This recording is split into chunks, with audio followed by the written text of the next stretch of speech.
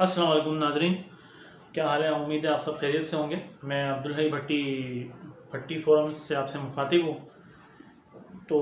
आइए आज की वीडियो शुरू करते हैं। उसमें एक जो मैंने आपसे बार बार हम आपसे कह रहे हैं कि आप लोग उस जो वीडियो के नीचे कमेंट सेक्शन में अपनी राय से आगाह करें। उसमें कोई आपके जहन में कोई सवाल है तो वो बताएं, पूछें, या किसी बाबत आप जानना चाहते हैं मेडिसिन के हवाले से, दवाइयों की फील्ड के हवाले से, मेडिकल की किसी भी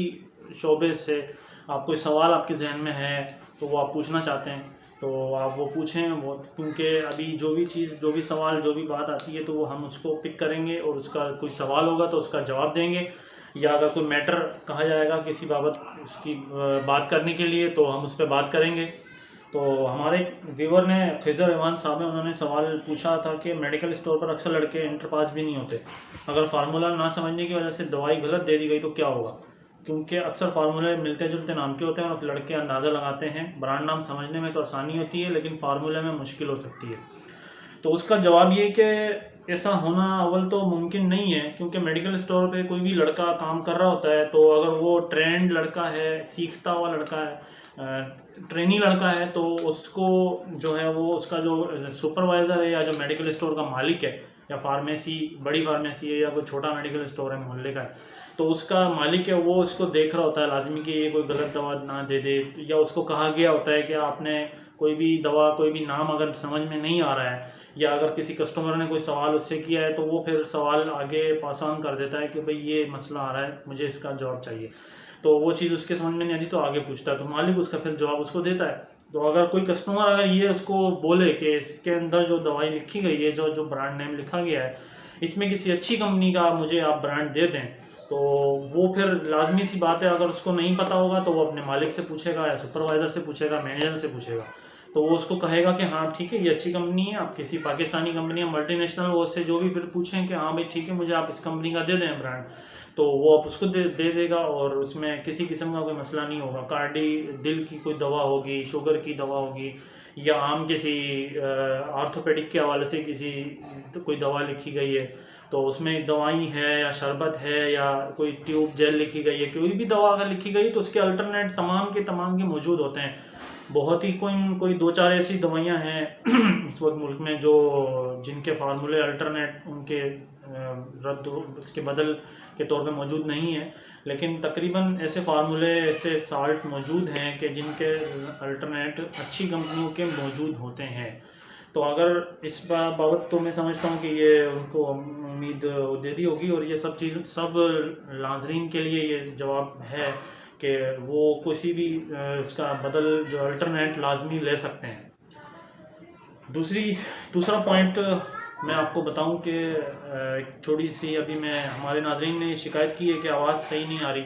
तो इसका जवाब ये है कि अभी नया काम शुरू किया है, नई वीडियो में बना रहा हूँ, नए व्लॉग्स में अभी मैं बना रहा हूँ, तो आहिस्ता आहिस्ता किसी भी जो भी थोड़ी बहुत एडिटिंग्स में भी मुझसे शुरू में गलतियाँ हुई हैं हमसे, तो इंशाल्लाह ताला आगे जाके आप भाइयों दोस्तों का साथ रहेगा तो इंशाल्लाह हम इस चीज़ को कवर कर लेंगे, और बहुत जल्द हम इस पर, हमारी उम्मीद, ये हमारी कोशिश ये है कि हम अपने नाजरीन को, अपने व्यूवर्स को मुतमईन करें। कोई भी सवाल, कोई भी बात इस फील्ड के हवाले से, जो भी कन्फ्यूजन्स हैं, जो भी मसाइल हैं, मसले मसाइल हैं डॉक्टर्स के हवाले से, कि डॉक्टर्स उनको सही नहीं दे पाते, या मेडिकल स्टोर वाला उनको कोई सही सर्विस नहीं दे पाता, या उनको कोई शिकायत आती है, तो वो सवाल पूछें, वो करें, हम उनको इंशाल्लाह ताला मुतमईन करेंगे। तो दूसरी एक और चीज़ मैं आपको बताऊं, एक और टॉपिक ये है कि डॉक्टर की जो लिखी गई, अक्सर कस्टमर सवाल ये करते हैं मेडिकल स्टोर वाले से कि अगर कोई मेडिकल स्टोर वाला खुद उसको कोई उसका अल्टरनेट दे रहा होता है, अगर किसी के डॉक्टर ने कोई दवा लिखी है, मिसाल के तौर पे सीबो सिरप लिखा है बच्चे को, एंटीबायोटिक उसमें, तो अगर वो दुकानदार बोलता है कि मेरे पास अवेलेबल नहीं है, और वो उसको सेफिंग सिरप देना चाह रहा है हिल्टन फार्मा का, तो उस पर वो, अगर कस्टमर आमतौर पे ये सवाल बदल देने पे पूछ रहे होते हैं दुकानदार से, मेडिकल स्टोर वाले से, कि अगर इसके कोई, दोनों का काम तो एक ही होगा ना, काम तो वही करेगी, या इसका कोई फ़र्क तो नहीं होगा,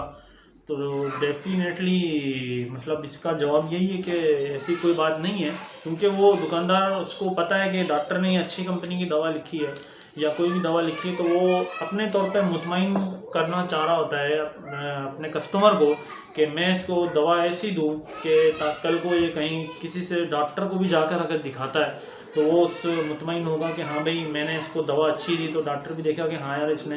एक अच्छी कंपनी का ब्रांड इसको दिया है, तो वो भी बोल देगा हाँ भाई ठीक है आप इसको ओके कर दें। अगर डॉक्टर सच्चा होगा, डॉक्टर अच्छा डॉक्टर होगा जो किसी कमिटमेंट पे काम नहीं कर रहा होगा, तो वो डेफिनेटली कभी भी इस चीज़ पे ना नहीं करेगा उसको।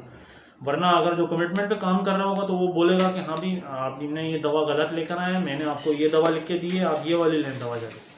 तो वो वहाँ पर जो है वो ये चीज़ कस्टमर को, ये मरीज़ को ये बात समझ लेनी चाहिए कि डॉक्टर जो है वो रॉन्ग नंबर है, वो डॉक्टर कमिटमेंट पे या किसी सौदेबाजी पे काम कर रहा है।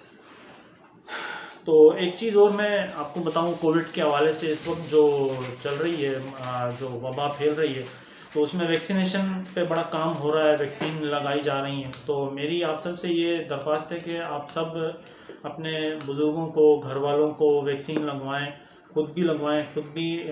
तो अभी छोटी 50 साल से ऊपर वालों की रजिस्ट्रेशन जारी है, और 60 साल से ऊपर वालों के लिए कल सुबह से 25 अप्रैल से गालबन, या शायद 26 अप्रैल से गालबन वॉक इन कर दी जाएगी कि 60 साल से ऊपर की उम्र वाला जो फ़र्द है, वो बुज़ुर्ग है, वो जाके वॉक इन किसी भी वैक्सीनेशन सेंटर से वैक्सीन लगवा सकता है। तो आप सब इस वैक्सीन लगवाएं, अपने घर वालों को भी लगवाएं, बड़ों को, बुज़ुर्गों को, सबको लगवाएं, उनकी रजिस्ट्रेशन करवाएं। जिसका जो भी वैक्सीन के क्राइटेरिया में जो भी बंदा आ रहा है तो वो उसको लाजमी